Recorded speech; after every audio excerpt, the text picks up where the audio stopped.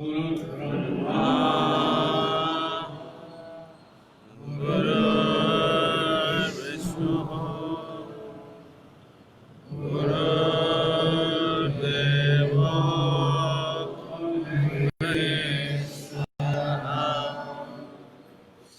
गुरुः साक्षात् परब्रह्मा तस्मै श्री गुरवे नमः।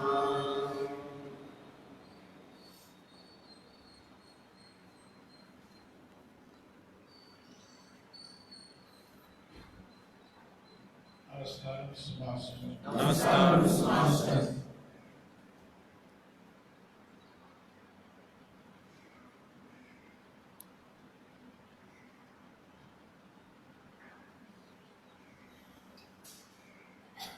नमस्कार मास्टर E.K. नमस्कार मास्टर E.K.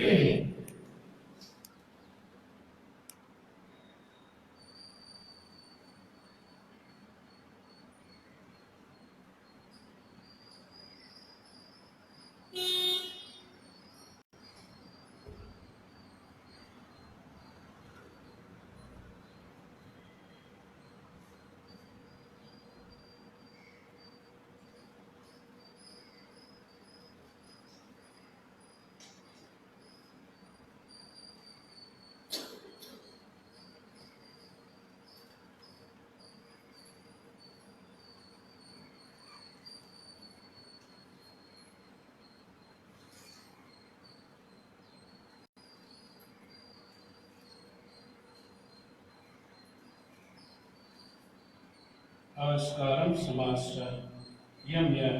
नमस्कार मास्टर M.N.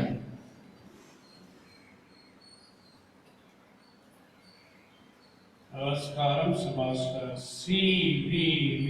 नमस्कार मास्टर C.V.V. नमस्कार मास्टर C.V.V. नमस्कार मास्टर C.V.V. नमस्कार मास्टर C.V.V. नमस्कार मास्टर C.V.V.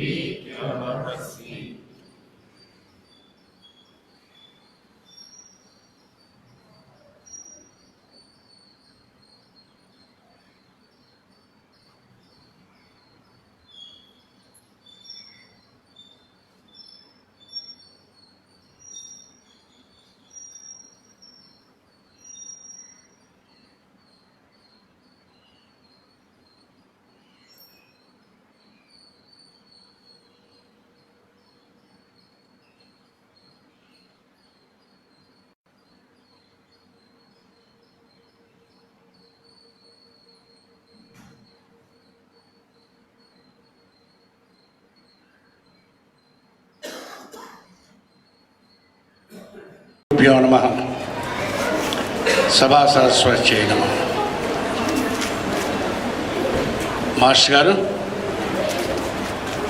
మాస్టర్ గారు గురించి చెప్పిన దానికంటే పెద్దగా నేను చెప్పగలిగింది ఏం లేదు. అయితే ప్రతి సంవత్సరం నేను చెప్పేటటువంటి క్లాసులన్నీ కూడా మాస్టర్ సివి గారి యోగం గురించే, ఈకే గారి యోగం గురించే. ప్రత్యేకంగా ఈరోజు చెప్పవలసిందంటూ ఏమి లేదు, చెప్తూనే ఉన్నాం. అయితే ఈ మేకాల్ డే లాంటి రోజుల్లోనే ఏం చేయదలుచుకుంటామనంటే కొన్ని నిర్ణయాలు తీసుకుంటాం. మాస్టర్ గారు చెప్పినటువంటి ఏ సూత్రములు అయితే ఉన్నాయో, ఒకటో రెండో మూడో నచ్చినటువంటిది ఒకటి ఈరోజు మనం ఈ సంవత్సరం వచ్చే మేకాల్ డే వరకు ఇది ఆచరిద్దామని అనుకుందాం.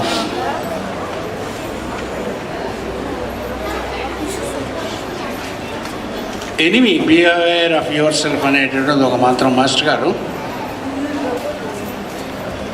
అనేకమైనటువంటి మంత్రములు ఆయన శిష్యులకు ఇచ్చారు. ప్రేయర్ ఒక్కటి చాలని చెప్పారు. కానీ చేస్తూ ఉండగా మనం యోగా సాధన చేస్తుంటే బుర్రకు అనేక ఆలోచనలు వస్తూ ఉంటాయి. కాబట్టి వచ్చినప్పుడు ప్రతి ఆలోచన టప్పన ఆయన కొట్టడం కోసం ఒక మంత్రం ఇచ్చారు. ఆ మంత్రాలు మాస్టర్ గారు సివివి గారి మంత్రములన్నీ కూడా ఇంగ్లీష్లోనే ఉంటాయి, సంస్కృతంలో మంత్రాలు ఉన్నాయి.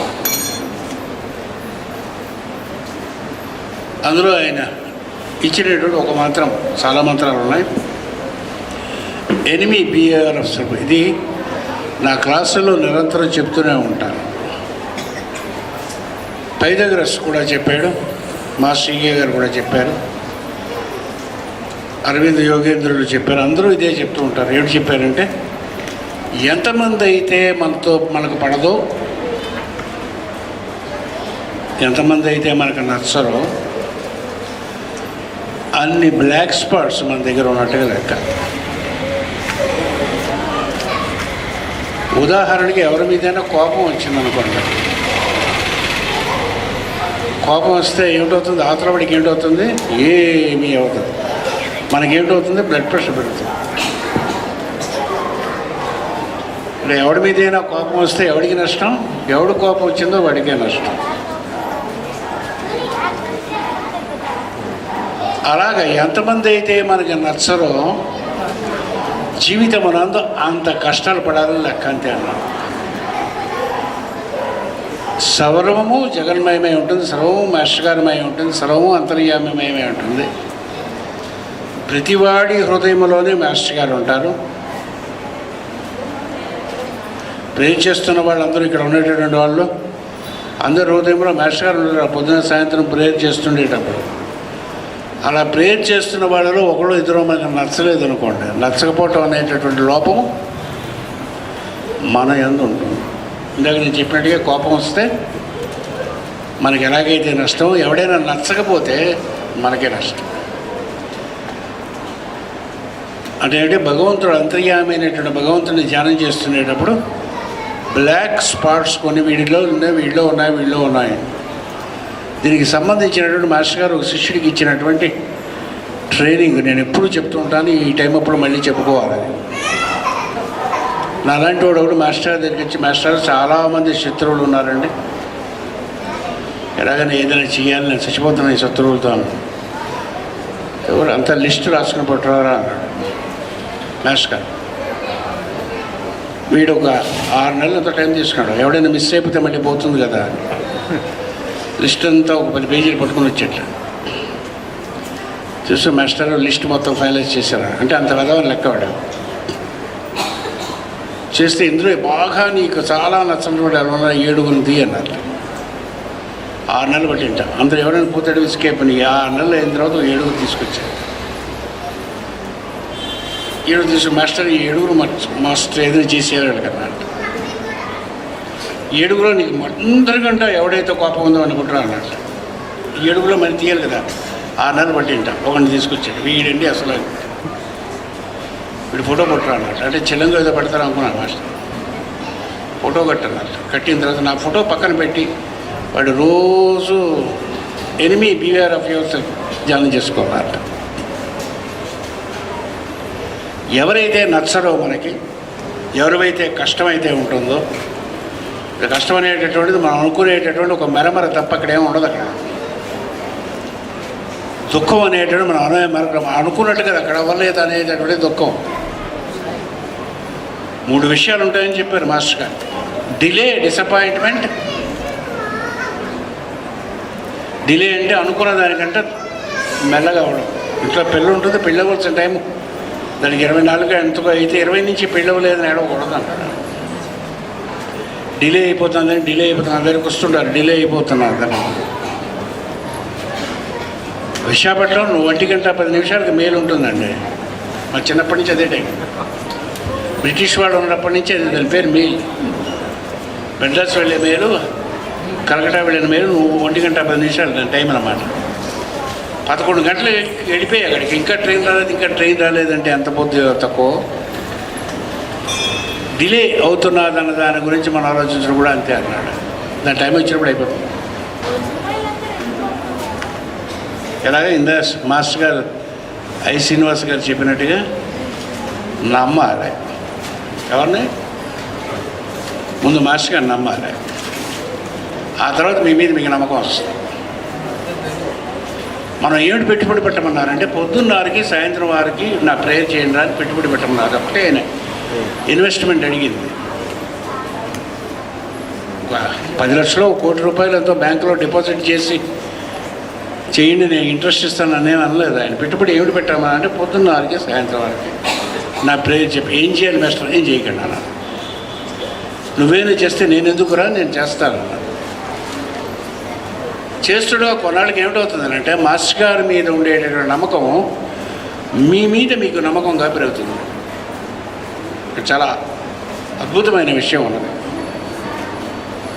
పొద్దున్న 6 గంటలకి సాయంత్రం 6 గంటలకి రోజు ప్రేయర్ 7 సంవత్సరాల పాటు చేయడం అన్నది ప్రాక్టీస్ చేశారు అనుకోండి. అంటే ఏం చేసుకున్నారు, మీరు అనుకున్న టైంకి అనుకున్న పని చేయగలిగేటువంటి సమర్థత మీద వచ్చింది. ఒక్కరోజు మానేసిన పనికి రాదు. ఫోన్లే ఈ సినిమాకి వెళ్ళాం, అసలుగా సినిమా 3 గంటల సేపు రాత్రి లేట్ అయిపోయింది పడుకున్నారు, రేపు పొద్దున్న ప్రేయర్ అలా అనుకోకూడదు అన్నమాట. అయినా పొద్దున్న లేచి ప్రేయర్ చేసుకోవాలంటే తర్వాత పడుకున్నాడు. అంటే మీరు అనుకున్న టైంకి అనుకున్న ప్లేస్లో అనుకున్నటువంటి పని ఎప్పుడైతే చేయడం కూడా పొద్దున్న చెప్పాను, విల్ అనేటటువంటి సంకల్ప శక్తి అనే శక్తి మీలో దొరకదు. మీరు అనుకున్న పని అనుకున్న టైంకి చేయడం అనేటటువంటి పాసిబుల్ అయిపోయింది మీకు అప్పుడు 7 ఏళ్ళు బట్టి. ఒక పని మీకు అవ్వాల్సిందని ఉంటే సంకల్పించి వదిలేస్తే ఆ పని అయి తీరుతుంది. ఆ సమర్థత మీ అందు ఆటోమేటిక్గా వస్తుంది. మాస్టర్ గారు అది కలుగజేస్తారు. ముందు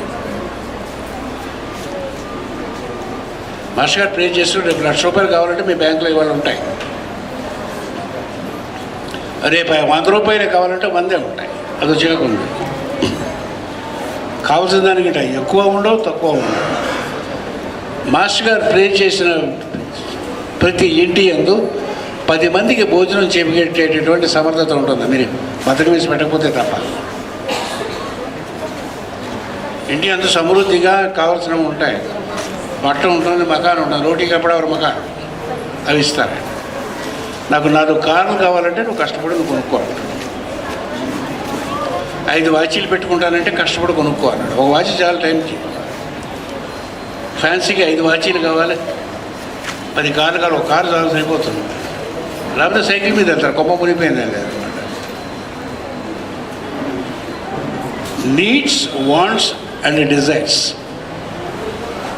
అనే 3 నీడ్స్ మాస్టర్ గారు క్యాటర్ చేస్తారు. వాంట్స్కి మనం కష్టపెట్టాలి, డిజైర్స్ అవ్వరు. నీడ్ అంటే ఏంటి, మీకు ఆకలిస్తుంది, అవతలవాడికి కూడా ఆకలిస్తుంది కాబట్టి నీడ్. చచ్చాడు భోజనం చేయకపోతే చచ్చిపోతాం కాబట్టి నీడ్. సెలేస్తే పైన చెదర ఉండాలి కాబట్టి దుప్పటి ఉంటుంది. వేసంకాలంలో వేడిగా ఉంటే ఏమిటి, పల్సటి డ్రెస్సులు ఉండాలి, ఒక ఫ్యాన్ ఏదో గాలి ఉంటాయి.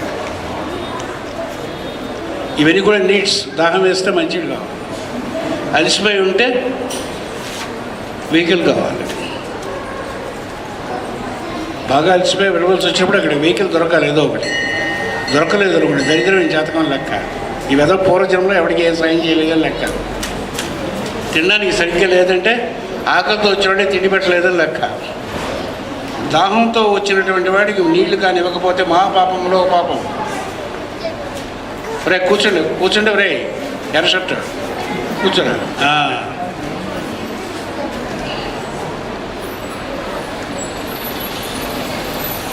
అంచేత పూర్వకాలంలో ఏదైతే మనం చేస్తామో సమృద్ధిగా మనకు ఉంటాయి. ఒకవేళ మనం పొరపాటును చేయలేకపోయి ఉంటే మాస్టర్ గారు చేసేటటువంటి అర్హతను మీకు ఇస్తారు. ఇక్కడ మనం గురు పూజలని ఇవన్నీ కూడా మనం కండక్ట్ చేసుకుంటామంటే ఇక్కడ ఏం చేస్తారు తెలుసా, గురు పూజలప్పుడు వాళ్ళ కోసం కాక మిగతా 100 మందికో 1000 మందికో పనిచేసేటటువంటి ఒక సంకల్పం మీ ఎంత కలుగు చేస్తారు. యజ్ఞం అనే పేరుతో పిలుస్తారు. వచ్చి పనిచేసేవాడు పూజలు అవుతుంటాయి. అమ్మవారి పూజలప్పుడు కానీ గురు పూజలప్పుడు కానీ పొద్దున మధ్యాహ్నం భోజనాలు చేస్తుంటారు. ఎవడు పెట్టుకుంటాడు, అన్నం వండేసుకుని వాడే తిని ఉండదు అన్నాడు. అందరికీ వడ్డిస్తారు. అందరూ సంతోషంగా తిన్న తర్వాత తింటారు. ఆ క్వాలిటీ ఏమిటంటే యజ్ఞం 10 మంది కోసం బతకడం అనేటటువంటిది, 10 మంది బాగుండడం అనేటువంటి క్వాలిటీ ఏదైతే ఉంటుందో ఆ క్వాలిటీ ఉండేటటువంటి వాళ్ళకి నీడ్స్ ఆటోమేటిక్గా సర్వ్ అయిపోతాయి. వాళ్ళకి కావాల్సిన నీడ్స్ సర్వ్ అయిపోతాయి.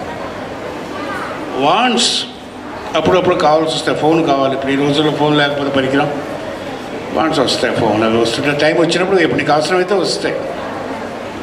డిజైర్స్ నువ్వు సంపాదించుకోవాలి, దానికి సంబంధం మాస్టర్ సంబంధం లేదు. లిస్ట్ కానీ మీరు వేసుకుంటే వాంట్స్, నీడ్స్, డిజైర్స్ అయితే నీడ్స్ 5 ఉంటాయి, వాంట్స్ ఒక 10 ఉంటాయి, డిజైర్స్ ఎన్ని పేజీలు నింపినా చాలు అవుతూ ఉంటారు, నింపుతూనే ఉంటారు. ఈ ప్రేయర్ చేయగానే ఏం జరుగుతుందనంటే మీరు మాస్టర్ గారు ప్రేయర్ ఏ రోజుకి ఈ రోజు కావాలంటే ఏదైతే నీడ్ అని అనిపిస్తుందో ఆ నీడ్ ఆ టైంకి క్యాటర్ అయ్యేటటువంటి సమర్థత మీలో రావటం అది సిద్ధమే ఉంటుంది. సిద్ధులు సాధ్యులని పేరుతో పిలుస్తారు. మాస్టర్ గారు సిద్ధులు. ఆయన తలుచుకుంటే ఏదైనా సిద్ధి మనకు వస్తుంది. సిద్ధి మనకి రావటానికి సాధ్యం అంటారు. సిద్ధి వచ్చినటువంటిది అంటే అన్నం వండడం అనేది సిద్ధి. ప్రతివాడు వండి లేడు, చచ్చిపోతాడు. అది తినడం అనేటటువంటిది సాధ్యం అవుతుంది. అలా మొట్టమొదటిగా మాస్టర్ గారు అడిగినటువంటిది పెట్టుబడి ఏమిటి అడిగారంటే పొద్దున్న సాయంత్రం 2 పూట్ల ప్రేయర్ చేయండి. ఎన్ని 7 ఏళ్ళు చేయాలి. 10 ఏళ్ళు చేస్తే దెయ్యమైనా మిమ్మల్ని వదిలేస్తుంది, కానీ నేను వదలను. దెయ్యం పట్టినా వదిలేవచ్చు, కానీ నేను మాత్రం వదలను. ఇక్కడ ఒక రహస్యం ఆమె తల్లిదండ్రులు ఈ జన్మ అయిన తర్వాత అయిపోతారు. ఏ తల్లిదండ్రులు వచ్చే జన్మకు రారు. తల్లిదండ్రులు మీ జీవితంలో పూర్తిగా కూడా రారు. మనకు 60 ఏళ్ళు వచ్చాయనుకోండి, తల్లిదండ్రులకు 90 100 వస్తుంది, వెళ్ళిపోతారు. ఏదో రోజు వెళ్ళిపోరు కదా, మనకన్నా ముందు పుట్టారు కాబట్టి. అన్నదమ్ములు ఎవరు చెప్పేవాళ్ళు పట్టుకుని వెళ్ళిపోతారు. అక్క చెల్లెళ్ళు ఆడు మూడుతో పట్టుకొని వెళ్ళిపోతారు. కూతుళ్ళు ఆవిడ మూడుతో వెళ్ళిపోతారు. కొడుకులు అమెరికా వెళ్ళిపోతారు. కొంత ఆఖరికి మిగిలేటటువంటి ఈ జన్మ వదిలేసాను అనుకోండి, జన్మ వదిలేసి వచ్చే జన్మకి ఇక్కడ ఎవ్వరం ఉండరు. ఇవన్నీ కూడా ఫ్లీటింగ్ వాల్యూస్ అంటారు. ఫ్లీటింగ్ వాల్యూస్ నుంచి మాస్టర్ ఎక్కడికి తీసుకెళ్తారంటే మనని పర్మనెంట్ వాల్యూస్లోకి తీసుకెళ్తారు. పర్మనెంట్ వాల్యూస్లో ఉండేటటువంటిది ఆత్మకు సంబంధించినటువంటి సంబంధం. గురువు ఈ జన్మలో అయిన తర్వాత వచ్చే జన్మలో కూడా అదే గురువు ఉంటాడు. 5,000 ఏళ్ళైనా సరే అదే గురువు ఉంటాడు. 10,000 ఏళ్ళైనా అదే గురువు ఉంటాడు. మారడు. శ్రీగా తదేశి కాదు, శ్రీయంత గారు అంతర్యామి ఉంటారు. ఈ ప్రేయర్ ఇవాళ మీకు ఇచ్చాను నేను. ప్రేయర్ మనం చేసుకున్నాం. ప్రేయర్ చేయడం మొదలుపెట్టిన తర్వాత ఒకసారి సివివి అన్న తర్వాత కొంప మునిగిపోయినట్టుగా లెక్క. మరి వదలడు ఆయన. ఎన్ని జన్మలు వస్తారు? జన్మాంతరికి వెనకని వస్తూనే ఉంటాడు ఆయన. అన్నదమ్ములు అక్షరాలు ఇళ్ళతో అయిపోవచ్చు. వచ్చి వెనక నుంచి ఆయన నడిపిస్తూ ఉంటాడు. అంతర్యామియే నిరంతరం. మాస్టర్ గారు ప్రేయరు, మాస్టర్ గారు కనిపిస్తారా, మాస్టర్ గారు ఏమిటని అడుగుతుంటారు. అంటే నేను వీళ్ళకి చెప్తూ ఉంటాను, చేప స్నానం చేసేవా అని అడిగినట్టు ఉంటుందని. లేని శ్రమ ఉండదు నాకు. ఓ 10 ఏళ్ళు, నేను 40 ఏళ్ళు అయింది ఇప్పుడు ప్రేయర్ చేస్తూ, సిన్సియర్గా ప్రేయర్ చేస్తూ. నాకు ప్రేయర్ ఇచ్చి 49 ఏళ్ళతో మధ్యలో అటు ఇటు చేసిన ఒక 40 ఏళ్ళ బట్టి పొద్దున్న సాయంత్రం 2 పూట్ల ప్రేయర్ చేసుకుంటాను. చేస్తే మాస్టర్ గారు లేని క్షణం ఉండదు అన్నాడు. ఉండదు. అప్పుడు ఏమిటి ఉంటుంది? మైండ్లో ఏమి ఉండదు అన్నాడు. మైండ్లో ఏమి ఉండదు అన్నాడు. ఆ టైంకి ఏమిటి ఉండదు, అది కావాలో అది వర్కౌట్ అవుతుంది. ఆ తర్వాత మైండ్లోంచి ఏమి ఉండవు అన్నాడు. పుస్తకం చదువుకుంటాం, లేకపోతే ఒళ్ళు మండితే బాహుబలి సినిమాకి వెళ్తాం, అంతే తప్ప టీవీ చూసుకుంటాం. లేకపోతే ఎవరైనా వస్తే ఏదైనా పని ఇస్తే ఎవరైనా మందులు అయితే మందులు ఇచ్చుకుంటాం. ఏదైనా అంటే నీకేమిటి ఉండదు, ఆలోచన ఉండదు అన్నాడు. ఉండదండి. మాస్టర్ గారు ప్రేయర్ రెగ్యులర్గా 10 ఏళ్ళ పాటు చేసినటువంటి వారికి మనస్సులో ఆలోచన రోజు రోజుకి అయిపోతాయి. ఆయన ఇచ్చినటువంటి 2వ మంత్రం, కర్మ can neither B post phone Nar పర్చ్డ్ but can be neutralised. అనేక దుఃఖాలు పడిపోతున్నాం, కష్టాల్లో ఉన్నామంటే దాని అర్థం ఏమిటి? మన మైండ్తో మనం కన్ఫ్యూజ్ చేసుకున్నామని లెక్క. మన మైండ్తో మనం కన్ఫ్యూజ్ చేసుకున్నామని లెక్క. విషయం లేనటువంటి దాన్ని మనం ఏదో ఊహించుకొని కావాల్సి కంప్లికేట్ చేసుకుంటున్నామని లెక్క. హ్యాపీగా ఉండడానికి భగవంతుడు మీకు అవకాశం ఇస్తే ఎందుకు హ్యాపీగా ఉండాలని కాంప్లికేట్ చేసుకుంటే లెక్క. ఫులిష్ మాట్లాడుకోమన్నాడు కానీ కొంచెం మెల్లిగా మాట్లాడుకోండి. నాకంటే కొంచెం అటువంటిది పూర్వజన్మ నుంచి మనం తెచ్చుకున్నటువంటిది కాబట్టి కర్మ తపద. దాన్ని పోస్ట్ పోన్ చేయడానికి లేదు, తీసి వేయడానికి లేదు. ఏం చేయాలి? న్యూట్రలైజ్ చేయొచ్చు. చాలాసార్లు చెప్పాం, ఈసారి కూడా అదే చెప్పుకోవాలి. కడుపు నొప్పి వచ్చేటట్టుగా ఉన్నది మీకు ఇవాళ పెద్ద మన జాతకం ప్రకారం, పూర్వజన్మ ప్రకారం కడుపు నొప్పి ఇదేదో వచ్చి నొప్పి ఏదో వచ్చేటట్టుగా ఉన్నది. అప్పుడు ఏంటవుతుందంటే ఒంట్లో బాగులేని వాడు మీ దగ్గరికి వస్తారు. వాళ్ళకి ఏదో ఒక సేవ చేసుకోవడం, మందులు ఇచ్చుకోవడం, ఏదో ఒకటి చేసుకోవాలి. అదే జబ్బు ఉండేటటువంటి మీకు ఎదురుగా వస్తారు. మనకి ఏ కర్మ అయితే ఉన్నదో ఆ కర్మతో సమానమైన కర్మ వాళ్ళు ఆ క్షణములు ఎందుకు మీ ఎదురుంటారు. అది రాహిత్యం అయిపోగానే వాళ్ళు వెళ్ళిపోతారు, కొత్త కర్మ వస్తుంది. వారికి మనం చేసేటటువంటి సేవ వల్ల మనకి రావాల్సింది న్యూట్రలైజ్ అయిపోతుంది. ఇంకా ఏమన్నారంటే కర్మ ఈజ్ న్యూట్రలైజ్డ్ బై అబ్జర్వేషన్. ఇప్పుడు ప్రేయర్ చేస్తూ ఏం చేయమన్నా కళ్ళు మూసిన ఆలోచనలు వస్తాయి, రానియండి అని చెప్పాను. ఆలోచన వస్తున్న ద్వారా వచ్చేటువంటి ద్వారా కర్మ న్యూట్రలైజ్ అయిపోతుంది. మానసిక కక్షి ఎందు కర్మ న్యూట్రలైజ్ అయిపోతుంది.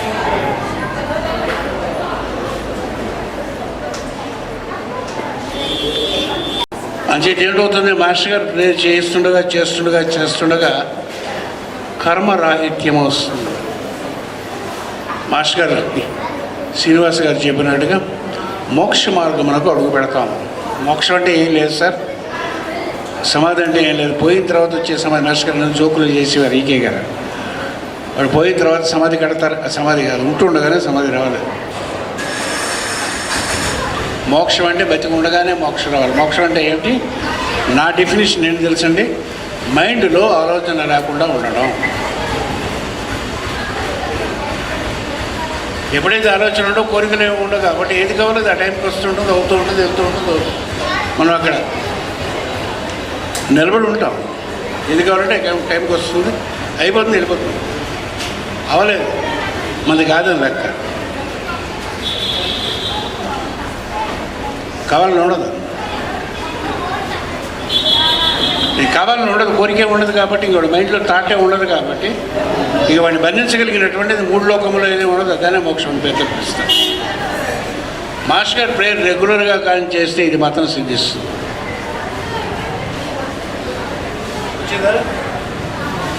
అది వచ్చేంత వరకు లెక్చర్ చెప్పమన్నారు, అందుకని లెక్చర్ అన్నమాట. లేట్ అయిందిట, చూసారా, సిద్ధించింది. మిగతా కూర్చోవడం వల్ల ఓ పావులు కూర్చోసి ఎందుకని నుంచి లేకుండా మనం ఉండైపోయినకుండా మీరు అటు ఇటు తిరిగి ఇంకా రాదు అని తినేసి అలా లేకుండా సిద్ధించే వరకు ఒక మంచి కబుర్లు చెప్పుకోవడం అన్నాడు. కర్మ అనేటటువంటిది రాహిత్యము జరుగుతుంది. అంచేతే దీనికి పేరే మృక్త రహిత తారక రాజయోగం అని పేరు పెట్టారు. పూర్వజన్మ నుంచి మనం తీసుకొచ్చినటువంటిది మిగిలిపోయిన కర్మ ఏదైతే ఉంటుందో ఒక్క మాస్టర్ గారి పేరు పొద్దున్న సాయంత్రం చేయడం వల్లే న్యూట్రలైజ్ అయిపోతుందండి. అంతా న్యూట్రలైజ్ అయిపోయిందంటే మీరు సొంతంగా ఏమైనా సంపాదించుకోవాలి తప్ప న్యూట్రలైజ్ అయిపోతుంది. ఏడేళ్ళేసరికి ఏం ఉండదు. ఎలా నేను తెలుస్తున్నాడు, మీ గురువు వచ్చి మీకు చెప్తాడు. 1900 ఎప్పుడు పుట్టాను, 80లో మాస్టర్ గారు ఈకే గారు ఉండేటప్పుడు వచ్చి ఈ రోజు నుంచి పూర్వజన్మలో ఉన్నాయని నీకు రాహిత్యం అయిపోయా అని చెప్తారు. మాస్టర్ ఇప్పుడు మరి ఏం చేయాలండి, ఇప్పుడు ఏమైనా కొత్తగా కావాలంటే కర్మ చేసుకోవాలి తప్ప ఏం చేసుకోక్కర్లేదని చెప్పారు.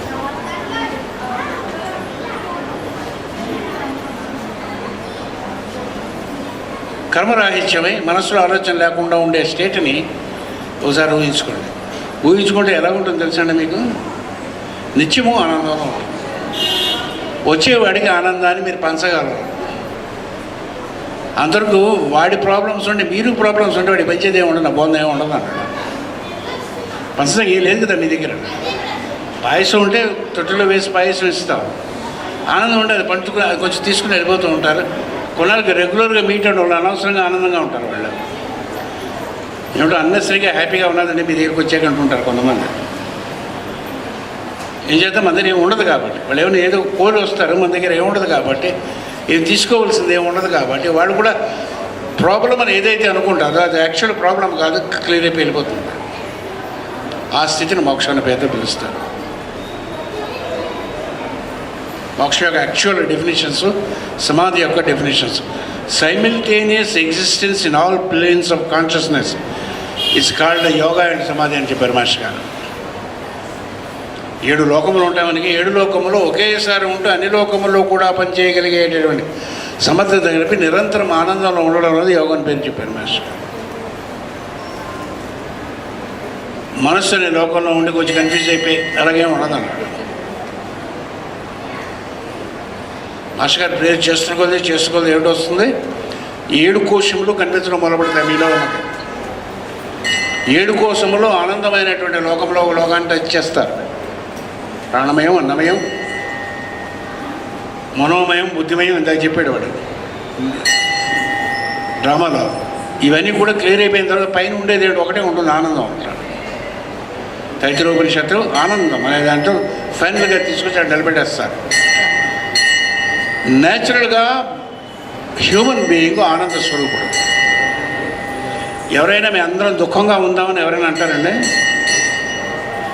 ఎవరిని అడిగినా సరే ఆనందంగా ఉండాలి, హ్యాపీగా ఉండాలంటాడు. ఇది న్యాచురల్ ఇన్స్టింక్ట్. అది నిన్నటికంటే ఇవాళ బాగుండాలి అనుకుంటారు. అదే పరిణామ సిద్ధాంతం, ఎక్స్పాన్షన్. దాని ఎవల్యూషన్ పేరుతో పిలిచారు. మాస్టర్ గారు ప్రేయర్ చదువుతుండగా ఆనందమైనటువంటి లోకాలకు అడుగు పెడతాం. ఏది ఏ టైం కావాలో అది మీకు అమరుతూ ఉంటుంది. కొంత కన్ఫ్యూజన్గా ఉందంటే కన్ఫ్యూజన్గా వచ్చేయనంటే ఏంటి, మన దగ్గర లోపం ఉన్నట్టుగా లెక్క. మనం ఏమైనా రెక్టిఫై చేసుకుందాం, చేయలేవు. నువ్వు చేసుకోలేవు అన్నాడు. చేసుకుంటే ఇప్పుడు చేసాడు, నీ మొహంలో బొందలాగా ఉందన్నాడు. నాకు అది చెప్పి నేను చేస్తాను. మొట్టమొదటిలో ప్రేయర్ తెలియని కొత్తలో దండం పెట్టుకున్న master I submit all my body mind senses please direct me ఇలాగనివ్వండి. ఆ మాత్రం ఆయన తెలియదు. ఆ తర్వాత తెలిసింది, అవి కూడా తెలుసు కదా. హెల్త్ రెక్టిఫికేషన్స్ ఏవో చెప్పండి అంటే ఏమిటి, మాస్టర్కి మనం కమాండ్ ఇస్తున్నట్టుగా లెక్క. వాడు ఎవరో తేలు కుట్టింది, మాస్టర్ గారు మాత్రం వేసాట. కుట్టిన తర్వాత వాడు ఇంకా తేలు కుట్టిన వాడు ఇంకా అంటున్నట్ట. మళ్ళీ రెండోసారి మాత్రం వేశాడు. మాస్టర్ కుంభకోణం దగ్గర భోజనానికి వెళ్ళాట. ఈ మేకాలకే పిలిచారు. ఏరా ఒకసారి చెప్తే నాకు వినిపిస్తుంది, 2 సార్లు ఎందుకురా మంత్రం అన్నారు. తేలు మంత్రం ఒకసారి వినిపించాడు. తగ్గేలో కంగారు పడిపోవచ్చు ఎందుకన్నారు.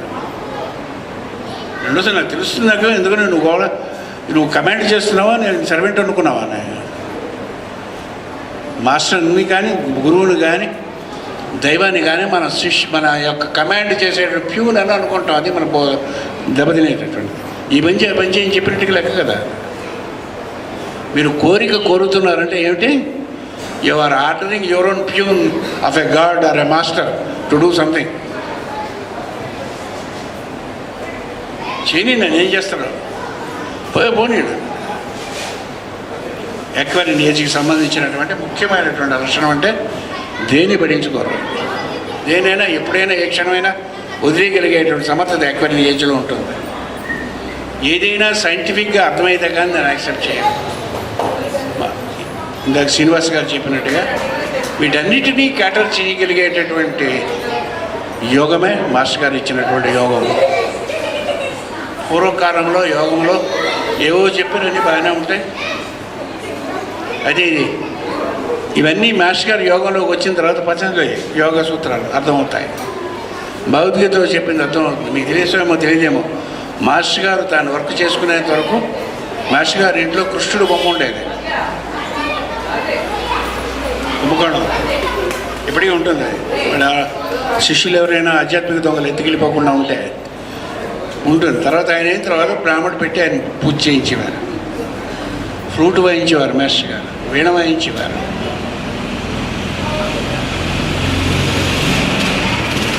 ఉండేవి. వచ్చిన తర్వాత ఏం చేశారంటే మనకు సొల్యూషన్ ఇచ్చారు ఆయన. మీ జీవితానికి సంబంధించిన సొల్యూషన్ మాస్టర్ దగ్గర ఉంది. ఓన్లీ ప్రేయర్ పొద్దున సాయంత్రం చేశాను. ఏం చేస్తారో చూస్తాను. Day by day day by day day by day mind విడిపోతుందండి.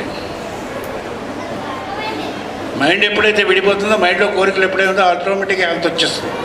ఇందాక డ్రామా యాక్ట్ చేస్తుంది అదే. మెంటల్గా క్లియర్గా ఉంటే ఫిజికల్ హెల్త్ ఆటోమేటిక్గా బాగానే ఉంటుంది. స్పిరిచువల్ హెల్త్ ఉంటే మామూలుగా ఆటోమేటిక్గా ఫిజికల్ హెల్త్ ఉంటుంది. ఫిజికల్ హెల్త్ ఇంపార్టెంట్ కాదు అసలు, వాటితో కంపేర్ చేస్తాం. చేయడానికి ఏమంటే పెట్టుబడి పెట్టాలి. ఏమీ లేకుండా వ్యాపారం ఎలా చేస్తాం? పొద్దున సాయంత్రం నా ప్రే చేయండి. ఇదే నేను ఇచ్చేటటువంటి ఈ మేఘాళ్ళకి ఇచ్చేటటువంటి సందేశం. అయితే ఇందులో నేను ఇందాక మొట్టమొదట చెప్పినటువంటి మంత్రం ఏదైతే be friend and enemy beware of yourself అన్నాం కదా, అది ఈ సంవత్సరం మనం చేద్దాం. ఎంతమంది మనకు నచ్చనటువంటి వాళ్ళు ఉంటారో నచ్చేటట్టుగా చేసుకుందాం.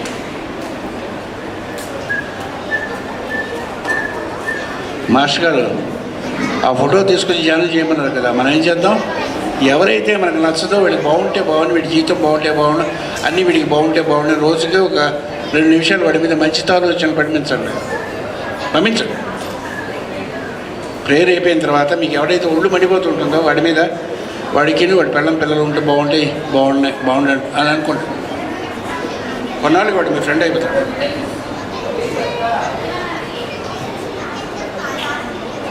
ఒక తప్పదా లా. ఎంతమంది మీకు నచ్చిన వాళ్ళు ఉంటారో అంత మీరు ఎదిగిన లెక్క, ఎంతమంది నచ్చినటువంటి వాళ్ళు ఉంటారో అంత మనం దిగజారిపోయినట్టుగా లెక్క.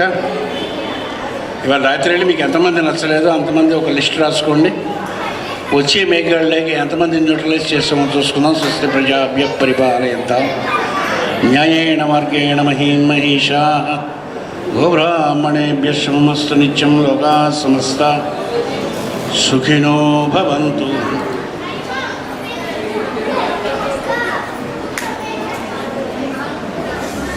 రెడీయా?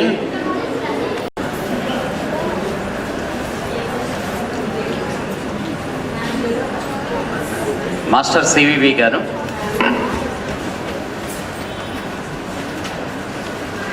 ఆయన పేరుని మనకి ఒక మంత్రముగా ఇచ్చినటువంటి పవిత్రమైనటువంటి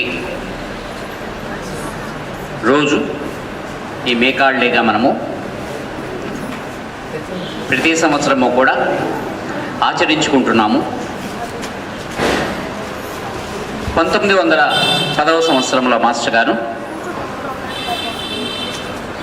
మే 28వ తారీఖు సాయంత్రము ఆయన ఇంక నుంచి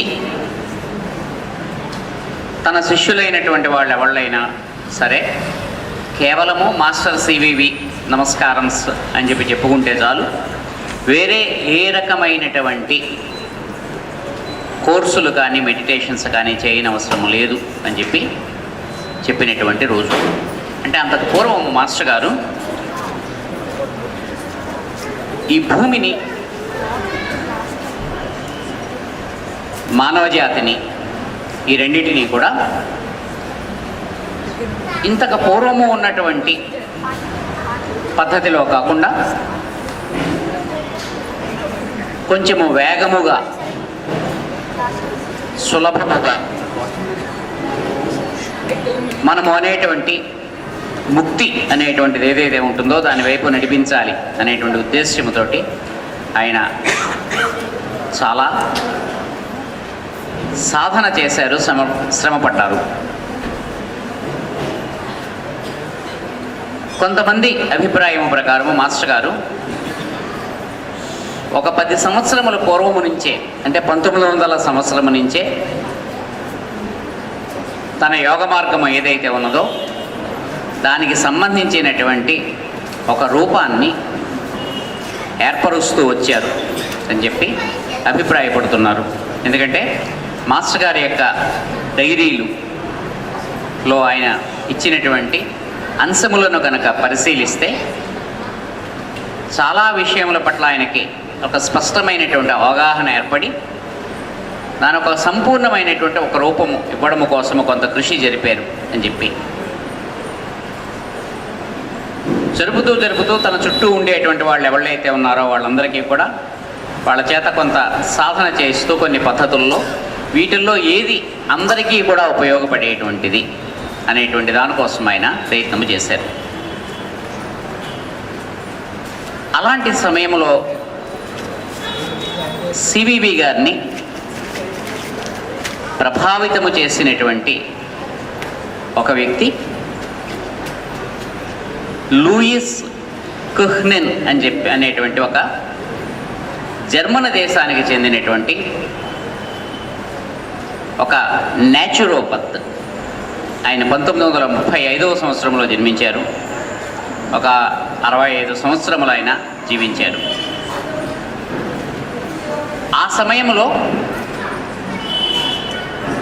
మందుల యొక్క వాడకం ఎక్కువైపోతుంది అని అప్పుడే ఆయన గమనించి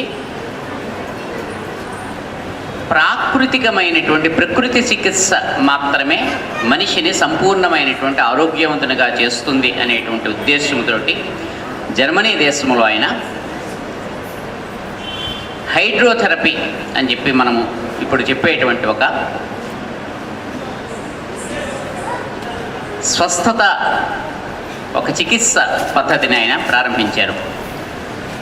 మనం అనేటువంటి ఒక రకముగా తొట్టె స్థానము లాంటిది. చల్లటి నీళ్లతోటి నిండినటువంటి 10 డిగ్రీలు 15 డిగ్రీలు చల్ల ధనముతో ఉన్నటువంటి చన్నీటిలో ఉన్నటువంటి తొట్టెలో కూర్చుని ఒక ముతకదైనటువంటి ఒక గుడ్డతోటి శరీర అవయవములన్నింటినీ కూడా తొడలని మోకాళ్ళని వేళ్ళని వీటన్నిటినీ గట్టిగా రుద్దుతుంటే మన శరీరములో చేరినటువంటి మాలిన్యములు ఏవైతే ఉంటాయో అవన్నీ కూడా క్రమముగా తొలగిపోతాయి అని చెప్పి ఆయన చాలామందికి ఆ రకమైనటువంటి చికిత్స చేసి క్యాన్సర్ వంటి వ్యాధుల్ని కూడా ఆయన తగ్గించారు. ఆయన కాలంలో ఆయన 3-4 పుస్తకములు రచించారు దానికి సంబంధించినవి. సివివి గారి యొక్క పర్సనల్ లైబ్రరీలో ఈ పుస్తకములు ఉన్నాయి. వీటిని తర్వాత వారి అల్లుడు ఆయన శిష్యులకు ఇవ్వడము, అందులో మాస్టర్ గారు అవి చదివినట్టుగా అక్కడక్కడ ఆయన మార్కింగ్ చేసి ఉండడము, వీటి బట్టి అంటే ఎందుకు చెప్తున్నాను ఈ విషయము అంటే సివివి గారు మనకి ఇచ్చినటువంటి ఈ యోగం అనేటువంటిది ఆయన ఏదో కేవలము ఒక దర్శనము చేసి ఇలా చేసుకోండి అని ఇచ్చినటువంటిది కాదు. ఆయన అచ్చమైనటువంటి కుంభయుగానికి చెందినటువంటి సాధకుడు, మహర్షి, గురువు, యోగి అన్నీ కూడా.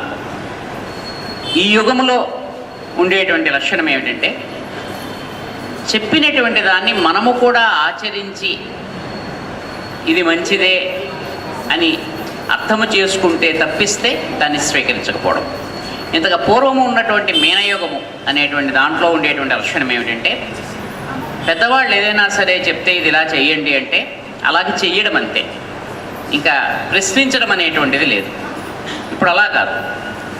ఇది ఎందుకు చెయ్యాలి, ఏమిటి వస్తుంది దీనివల్ల, ఎలాగ వస్తుంది అనేటువంటి ఒక ప్రశ్న వేసుకుని ఇప్పుడు మనం అనేటువంటి ఒక శాస్త్రీయమైనటువంటి దృక్పథముతోటి దాన్ని పరిశీలించి పరిశోధించి మన మనస్సుకి నచ్చితే దాన్ని ఒప్పుకోవడం. అందుకని సివివి గారు తను చెప్పబోయేటువంటిది ఏదైతే ఉన్నదో దానికి ఇవన్నీ కూడా ఆయన పూర్వరంగంలో సిద్ధము చేసుకున్నారు.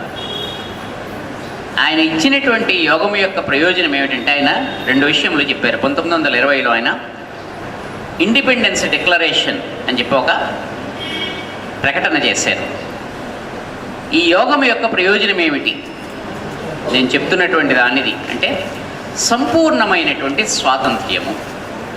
మానవునికి సంపూర్ణముగా స్వాతంత్రము ఇవ్వబడాలి. ఇంతవరకు మానవునికి సంపూర్ణమైనటువంటి స్వాతంత్ర్యము లేదు.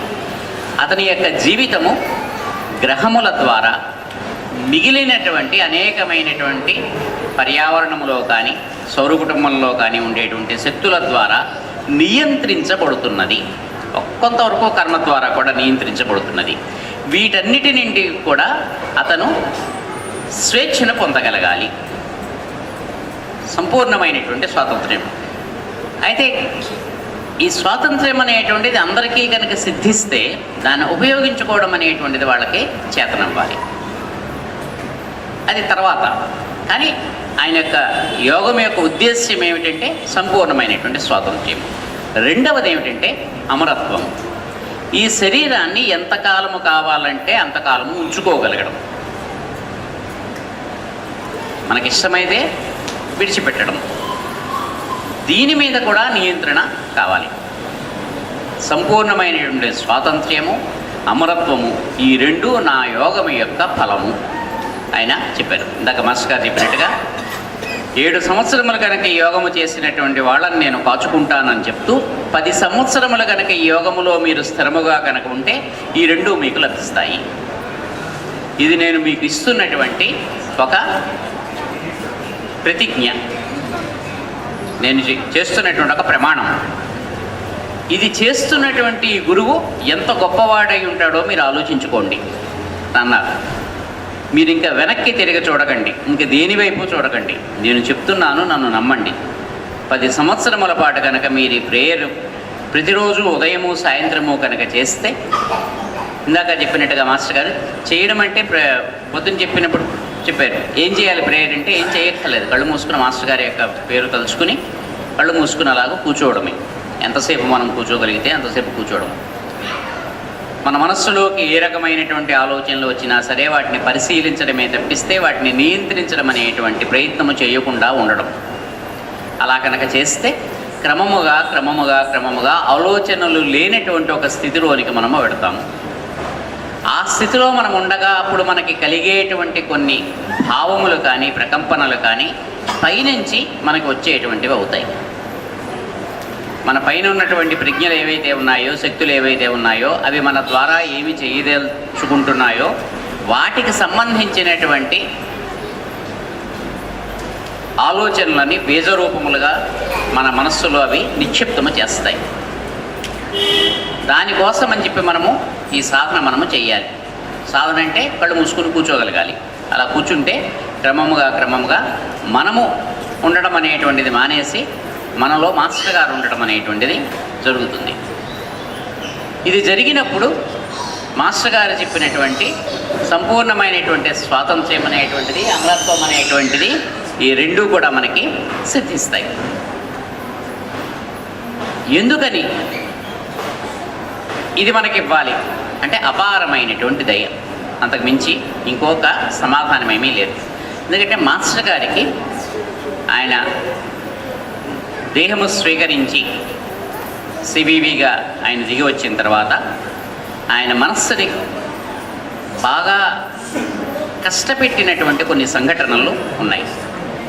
ఆయన చిన్నతనములో చూసినటువంటి కొన్ని మరణములు ఏవైతే ఉన్నాయో వాళ్ళని బతికించుకోలేకపోవడం అనేటువంటిది ఏదైతే ఉన్నదో, ఇతర ముగ్గురు దగ్గర బంధువులు మొదలైనటువంటి వాళ్ళని ఆయన మనస్సుని ఈ మరణం అనేటువంటి స్థితి నుంచి మానవుని తప్పించలేమా అంటే, పూర్వము మనకి ఈ దేహం అనేటువంటిది ఒక భ్రాంతి. ఈ దేహము నిత్యము కాదు, ఈ ప్రపంచము నిత్యము కాదు, పరమాత్మ నిత్యము అనేటువంటి ఒక భావన మనకి ఉన్నది. అది నిజమే, దాన్ని పక్కన పెట్టండి అన్నారు ఆయన. మనము జీవిస్తున్నది ఈ ప్రపంచంలో కదా, ఇది అసత్యము అని అనుకుని, ఈ దేహం అసత్యము అనుకుని మనం ఎలాగ జీవిస్తాము? మనము సాధించవలసినది ఏదైతే ఉన్నదో అది ఈ దేహముతోటే సాధించాలి అనేటువంటిది ఒకటి.